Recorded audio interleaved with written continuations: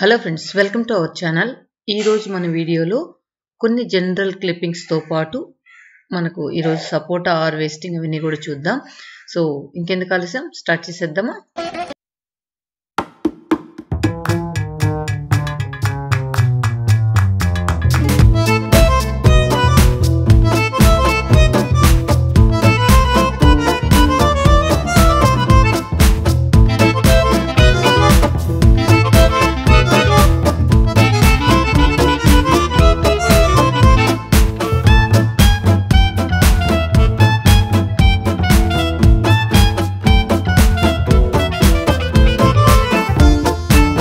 ఇంటికి వెళ్దాం. ఇక్కడ ఒక జోక్ చెప్పింది మమ్మీ, నాకు బాగా నవ్వొచ్చింది. సో దాన్ని కూడా మీతో షేర్ చేస్తాను.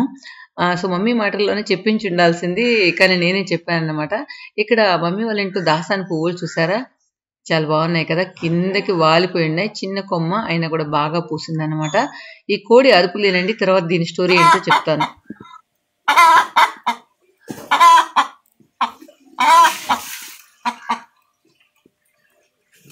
పిల్లలు అటుపోయినాయా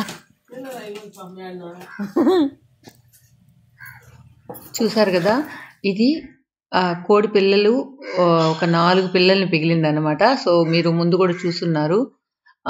అదేంటంటే దాన్ని చిన్న పిల్లలప్పుడే వదిలేసింది. దాన్ని మమ్మీని అడిగా నేను, ఎందుకు పిల్లల్ని వదిలేసింది, పెద్దవయ్యేదాకా ఉంచుకుంటుంది కదా అని చెప్పి అడిగితే దానికి బాయ్ ఫ్రెండ్ కావాలంట, అందువల్ల పిల్లల్ని వదిలేసి వెళ్ళిపోయింది అని చెప్పి జోక్ చేసింది. నాకు పడి నవ్వానన్నమాట అది అరుస్తూ ఉంటే. తర్వాత మమ్మీ వారితో నాకు ఈ తాటి ఏమంటారు వీటిని, ఆ తాటి కాయల్ని ఏమంటారు, నాకు కరెక్ట్గా గుర్తు రావట్లేదు. ఆ తాటి ముంజలు తినిన తర్వాత ఈ డిప్పలు ఉంటాయి కదా, వీటితో చిన్నప్పుడు మేము ఇలా చక్రాలు చేసుకొని నేను అన్న ఆడుకునేవాళ్ళం. సో అది గుర్తొచ్చింది. సో దాన్ని తయారు చేసేది ఎలా అనేది నేను మీకు చూపించాను ఇప్పుడు. తర్వాత ఇలా ఈ కర్రతో ఇలా తోసుకోవాలన్నమాట. సో అది నేను పూజీ కోసం చేశాను. సో పూజీకి మేము చిన్నప్పుడు ఆడుకున్న ఆటలన్నీ కూడా చూపిద్దామని చెప్పి సో నేను ఇది తోస్తూ ఉంటే ఈ కర్ర ఉంది చూసారు, దాన్ని పంగాల కర్ర అంటాం.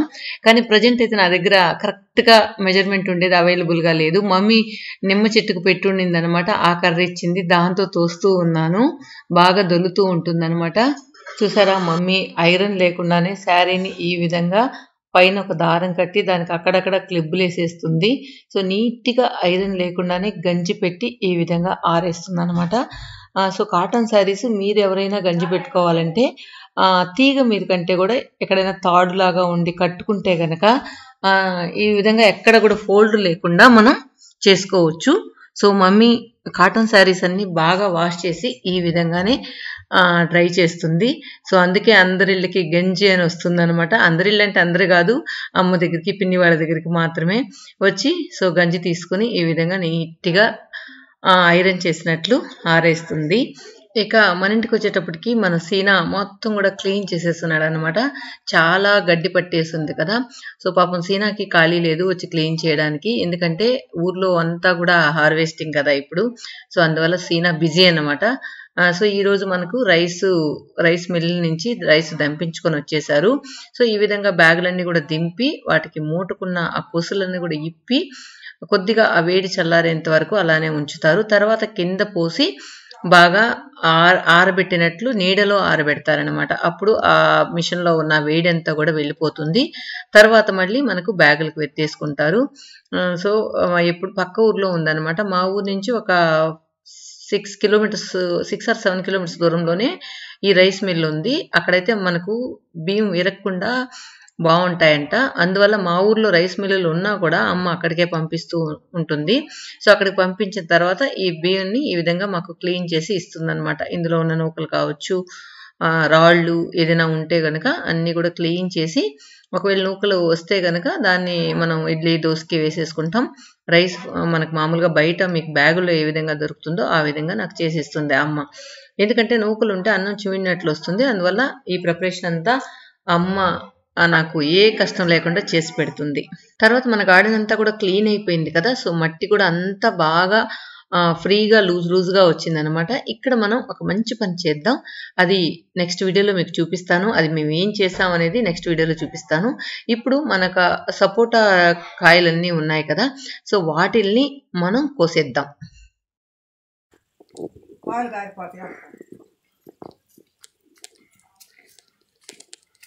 చెట్టు అసలు కింద వేసినప్పుడే కొంచెం ఆ పక్కకు లాగుండాల్సేనా కదా, అదే వాలిపోయింది మొత్తం.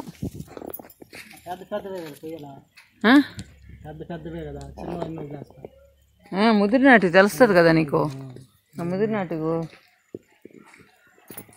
నువ్వు కూడా ఎత్తుకుపోయి పిల్లకాయలకి. అత్తిపుల్లు కోసేసానా, అత్తిపుల్లా నేను ఎక్కే చెట్టు కదలే గోడెక్కా, కానీ నాకు అందలయ్యి. అన్నం తిన్నావా?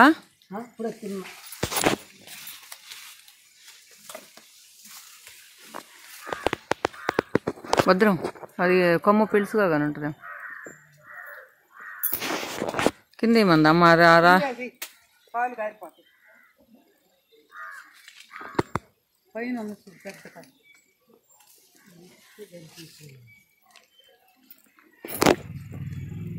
ఈ కాకరకాయ కూడా తీయించేసి ఉండాలమ్మా.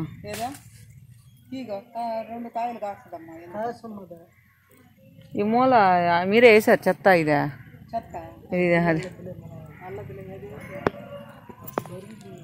ఇది కోసేదా చూడు ముదర్లా.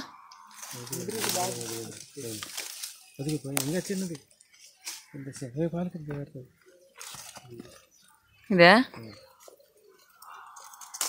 వాళ్ళ పెద్దకాయ అవునా,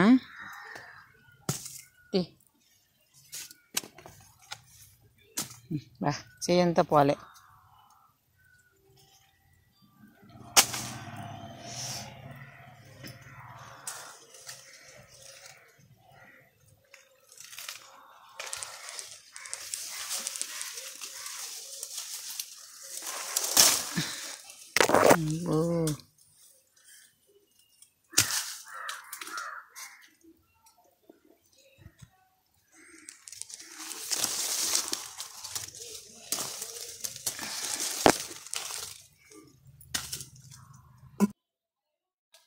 అంత కష్టపడి పడేసానా, దోడితో కోసుకుందామా.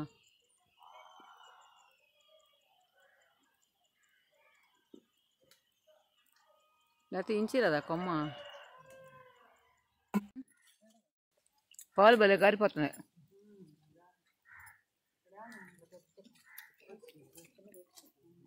ఇది హైబ్రిడ్ చెట్టా, ఆ చిన్న చెట్టుకు లేవా?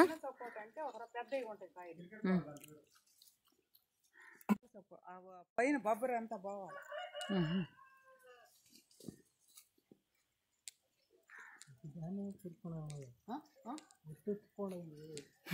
అంటే తర్వాత ఈ సెంటర్లో ఉంది చూడు ఒకటి, ఇది చూడు, ఇది ఇది ఇది మక్కిందా లేదా లేదా ఒక రకంగా ఉండేటి మాగతాయి అన్నట్టు అన్నీ కోసేసాను, ఎట్టా దక్కవు మనక.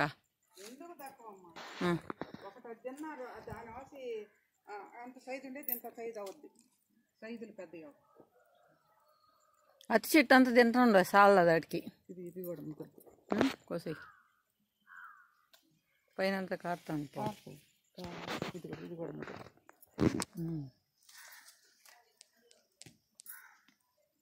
గోచేది చూసేది, అక్కడ పోయి 2 రోజులు దాని వచ్చి తెలిసిపోయి మళ్ళీ ఎత్తి పెట్టుకొని పోతాయి.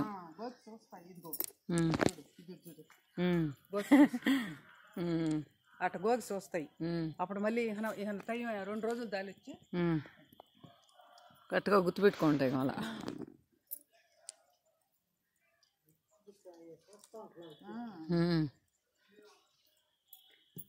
దీని వరకే అన్న మనం అలగడితే దక్కతాయి.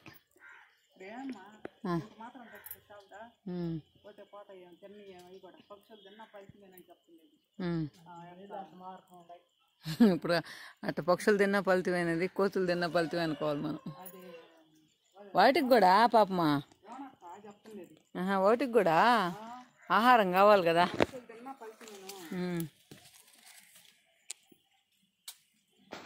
ఇది ఇంకా పెద్ద చెట్టు అవ్వదేమో. 2 రోజులు దాని మక్కుతుందని దానికి అర్థం. అది ముదరలేదా? మనం కొనాలంటే 100-200 ఉండవా? 100-200 ఉండవా?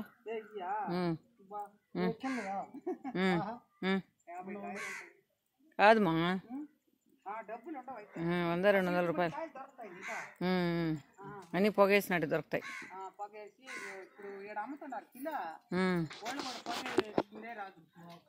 మొత్తానికి కొన్ని సపోటాలైనా మాకు దక్కాయన్నమాట. ప్రతిరోజు కోతులు ఆ పచ్చి కాయలు తిని పారేస్తున్నాయి. ప్రతిరోజు కింద పిందెలన్నీ రాల్చేస్తాయి అన్నమాట. సో మొత్తానికి మన ఇంట్లో 2 సపోటా చెట్లు ఉన్నాయి. హైబ్రిడ్ ఉంది, నాటు ఉంది. అలాగే అన్నీ కూడా ఉన్నాయన్నమాట. నేరేడు చెట్టు కానీ, తర్వాత జామ చెట్లు రకాలు కానీ అన్నీ ఉన్నాయి. ఈరోజైతే అసలు ఆ కాయ చూస్తుంటేనే అంత ఆనందంగా ఉందన్నమాట. చాలా పెద్ద పెద్దవిగా అయ్యాయి. సో మొత్తానికి ఈవన్న దక్కడానికి మా అమ్మ చాలా కష్టపడింది అనమాట కోతులు తరుగుతూ.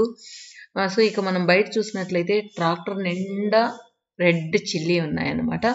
సో పండుమిరకాయలు చూస్తే నాకు ఎందుకో చాలా బాగా అనిపిస్తుంది. సో పచ్చడి చేసుకుంటే అదిరిపోతుంది అనమాట. ఇక మనం మన గార్డెన్లోకి వచ్చేసినట్లయితే ఈ కాయలన్నీ చూద్దాం కదా. మొత్తానికి అన్నీ కోసేశారు. వీటికి పాలు ఉంటాయి కదా, అవన్నీ కారిన తర్వాత మనం కలెక్ట్ చేసుకోవాలి వీటిల్ని ఒక గోతంలో వేసి అలానే ఉంచేసి 2 days 3 days తర్వాత మనం చూసినట్లయితే కొంచెం మక్కినట్టు ఉంటాయి. గాలిపోకుండా ఉంచినట్లయితే నార్మల్గా గడ్డిలో కూడా పెడతారు.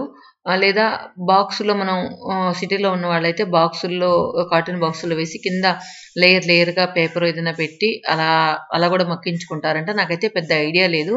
అమ్మ అయితే ఇప్పుడు ఉంది కదా ఈ గోని సంచి కాదు, అది నార్మల్గా ప్లాస్టిక్ లాగా ఉంది, అది అందులో వేసి ఉంచింది. సో 2 days తర్వాత చూద్దాం ఎలా ఉంది అనేది. ఇది మన అత్తి చెట్టు. సో అత్తి పళ్ళు కొద్దిగా కోసాను. సో సీనాన్ని ఎక్కించి చాలా ఉన్నాయి కదా అన్నీ కోసి తలా కొంచెం ఇద్దాం అనుకున్నాను. ఈ రోజైతే బంచెస్గా పండ్లు కనిపిస్తాయి. ఇక 2 days తర్వాత చూస్తే ఏమీ ఉండవు అన్నమాట. సో మొత్తానికి చీమలు తర్వాత కోతులకే సరిపోతుంది అంతా కూడా మన ఇంట్లో. ఇందాక అమ్మ చెప్పినట్టు కోతులకు కూడా ఆహారం కావాలి కదా. సో మన ఇంట్లో పండిన పండ్లు పక్షులు తిన్నా ఫలితమేన అన్నట్లు కోతులు తిన్నా ఫలితమేన అనుకోవాలి. ఇంకా సో మొత్తానికి అట్లీస్ట్ సగం తిన్నా సగమైనా మనకు దక్కుతాయి. కాకపోతే దానికి మనం చాలా హార్డ్ వర్క్ చేయాలి. ఎందుకంటే ప్రతిరోజు అవి వచ్చే టైం చూసి మనం జాగ్రత్తగా వాటికి కాపలా కాసుకోవాలన్నమాట. తర్వాత మన సీన మొత్తం వెనకాల మన గార్డెన్ కానీ ముందు గార్డెన్ కానీ నీట్గా క్లీన్ చేసినాక చాలా బాగుంది. ఇక మన పూచితల్లి కోసం చేసిన నేను తాటి బండిని తీసుకొచ్చాను కదా, తాటి కాయలతో చేసిన బండిని. అదే చెప్తున్నాను, మేము చిన్నప్పుడు ఇలా ఆడుకునే వాళ్ళం అంటే తనకి తెలియదు అనమాట, అస్సలు ఐడియా లేదు. సో తను 2 ఫ్రెండ్స్ని తీసుకొచ్చింది కదా, అందులో చిన్న అమ్మాయిని చూసావు, అమ్మాయికి అలవాటు ఉందంట. నేను చేసి చూపిస్తానని చెప్పి తను చేసి చూపుతుంది. తర్వాత కొద్దిసేపు వీళ్ళ ముగ్గురు కూడా దాంతో ఆడుకున్నారు. సో నా చిన్ననాటి జ్ఞాపకాలు గుర్తు చేసుకుంటూ పూజకి కూడా చెప్పుకొచ్చాను అనమాట. సో వాళ్ళు ఎలా నడిపారు అనేది జస్ట్ ఒక చూసి ఎంజాయ్ చేయండి. సో ఈ బండిని చూసిన వాళ్ళందరూ కూడా మీ చిన్ననాటి జ్ఞాపకాల్లోకి వెళ్ళిపోయి ఉంటారు. విలేజ్ బేస్ ఉన్న వాళ్ళైతే అనిపిస్తుంది. అప్పుడు ఇవి చూసేదానికి చాలా సింపుల్గా అనిపించచ్చు, కానీ ఆ రోజుల్లో అవే ఆటలు ఉండేటివి. ఇలా మగపిల్లలు అయితే ఇలా తాటి బుర్రల్ని ఇలా నడుపుకుంటూ వెళ్ళేవాళ్ళు. తర్వాత బిల్లం కోడి లేదా కర్రా బిళ్ళ అనేవాళ్ళం. సో అది వాడేవాళ్ళు మగపిల్లల ఆటలు అవి. తర్వాత కుందాట, దాగుడు మూతలాట, పల్లెంచాట, తొక్కుడు బిళ్ళాట, ఇంకా చాలా నాకు గుర్తు రావట్లేదు. ఐస్ బాయ్ అని, అంటే హైడ్ అండ్ సిక్ అంటాం కదా, అలా ఐస్ బాయ్ ఆట, అలా అన్నీ ఆడేవాళ్ళం.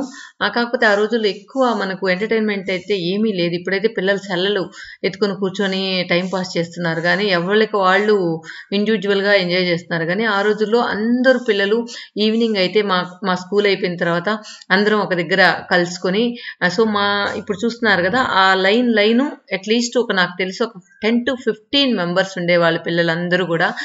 సో ఏజ్ వైజ్ ఉండేవాళ్ళు అనమాట. మోస్ట్లీ మా స్ట్రీట్లో ఉన్న వాళ్ళందరికి కూడా 1 or 2 years డిఫరెన్స్ లోనే ఉండేవాళ్ళు. సో అందరం కూడా కలిసి సండే అయితే మా స్ట్రీట్ గోలగా ఉండేది. ఇంకా వేరే ఆల్టర్నేటివ్ లేదు కాబట్టి అందరూ పిల్లలు ఆడుకునేవాళ్ళం. ఈవినింగ్ మాకు 5 o'clock వచ్చిన తర్వాత జస్ట్ ఫ్రెష్ అప్ అయి అందరం ఆడుకునేవాళ్ళం. ఇంకా అందరు అరుపులు అన్నమాట, ఏంటి గోల్ చేయొద్దు అని. ఇంకా అమ్మ వాళ్ళందరూ కూడా ఆ టైంకి గేదెలు ఇంటికి వస్తాయి కాబట్టి వాళ్ళకు వాటిని పాలు తీయడంలో వాళ్ళు బిజీ అయిపోయి ఉండేవాళ్ళు. మేము మా ఆటల్లో బిజీ అయి ఉండేవాళ్ళం. సో ఇలాంటివన్నీ చూసినప్పుడు పాత జ్ఞాపకాల్లో అలా వెళ్ళిపోతాం, అప్పుడు ఇంకా ఏమేం చేసేవాళ్ళం అని చెప్పి. సో ఈ సందర్భంగా నాకు ఒక చిన్న ఇన్సిడెంట్ గుర్తొచ్చింది. ఏంటంటే ఇలా ఆడుకుంటూ నేను అన్నయ్య ఒక ట్రాక్టర్లో ఎక్కి పక్క ఊరికి వెళ్ళిపోయాం మాకు తెలియకుండానే. సో అది పెద్ద దూరం ఏం కాదు, మోస్ట్లీ ఒక 2 kilometers ఉండొచ్చేమో. వెళ్ళిపోయాం. తర్వాత మళ్ళీ భయం వేసి అమ్మ కొట్టుద్దేమో అని చెప్పేసి మళ్ళీ వెంటనే రిటర్న్ అయిపోయాం. అది ఎవరో చూసి అమ్మకి చెప్పారు. అమ్మ అయితే బాగా కొట్టింది, ఇలా చేస్తారా అని చెప్పి. సో అలా ఉంది. కానీ మా అమ్మ అన్నయ్యని నన్ను బాగా కొట్టేది. సో నాకంటే పాపం అన్నయ్య ఎక్కువ దెబ్బ తినేవాళ్ళు. ఎందుకంటే అన్నయ్య ఏం చేస్తే నేను అది చేసేదాన్ని. అందువల్ల ఫస్ట్ అన్నయ్యకి పడేవన్నమాట, నువ్వే ఇట్లా చేస్తున్నావు అని చెప్పి. సో దీనివల్ల నేను కొన్ని మెమరీస్ రీకలెక్ట్ చేసుకున్నాను. మీరు కూడా మీ పాత జ్ఞాపకాల్లోనికి వెళ్ళే ఉంటారనుకుంటాను. Thank you.